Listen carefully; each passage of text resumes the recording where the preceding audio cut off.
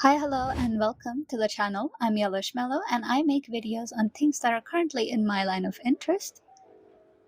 This video's focal point is, of course, going to be me trying to learn a digital art. However, we are not going to go over a walkthrough of my process in general, but we are going to talk about the things that I've experienced, and maybe some of you will relate to what I've said. So if this is something that you're interested in, do stick around until the end. The first thing you are going to see, regardless of the software that you are using, is going to be the UI. The very first thing that it will ask you is for you to choose between various presets of the canvas size. So here's what I want you to do. Ignore the top and the bottom. Ignore it completely. You do not need those. Just pick from those in the middle. What I mean by that is don't go for anything that is too low, and don't go for anything that is too high in resolution. I'm sure people understand what resolution means by now.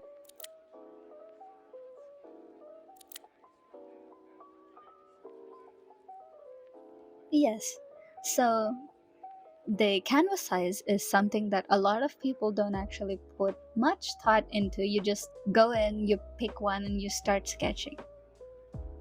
Which, yes, could work for you, but if you are trying to see your render clearly, what you'd assume is you'd go with the higher quality one. But here's the thing. If you are not drawing big enough on the high res canvas, it's going to end up looking very smooth. It's going to end up looking unnaturally smooth. That's the only way to describe it. All of the tireless blending that you've done is going to end up looking muddy.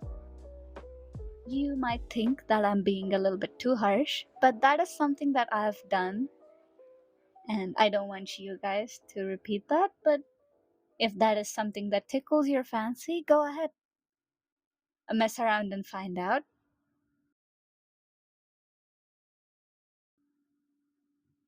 Of course, the blending that you're doing directly depends on the way you're blending it, firstly, and it depends on the types of brushes that you're using, along with the canvas size itself. If you have a shadow going on in your artwork, do not be afraid to go darker and make those shadows sharper. Alright? Shadows have edges. They can be smooth or they can be sharp. Remember that. The next thing that was something that I was not thinking of when I first started digital art was the pressure controls or the pressure sensitivity controls for the stylus itself. I was not aware that you had to go in and manually change it, and before you come for my head, I was a child back then. And yes, I did leave my artworks unfinished. Just experiment and see what works for you the best. That's all there is to it. At the end of the day, it's just you trying to figure out what you like the most. And that's why I would ask you,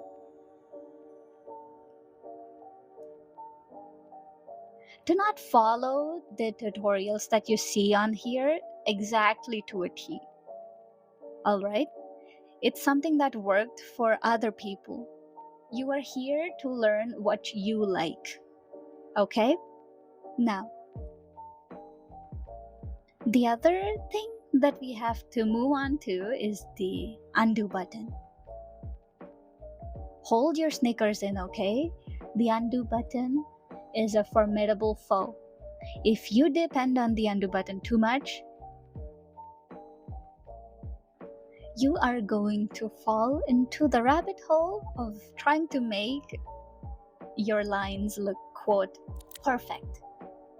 Which, oh no, I know you've all been there. I've been there. I know exactly how it feels. Since it's a handy tool, I will not tell you to not use it, but also remember the poor erasers exist. Show them some appreciation. They're just crying there in their sad little corners because nobody uses them. Okay, just use them. Use the undo button in moderation. I know it's an amazing tool, but you can't over rely on the undo button forever. You have to let go of the hand someday. Okay? And the other fact, the sheer amount of brushes you can find in the software itself, regardless of it being the already provided default brushes, or you could just go online and find other people's brushes. But it all comes down to one thing.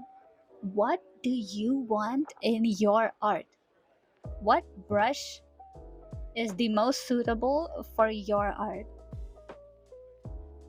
So you can't just go watch a tutorial and just take somebody else's brush.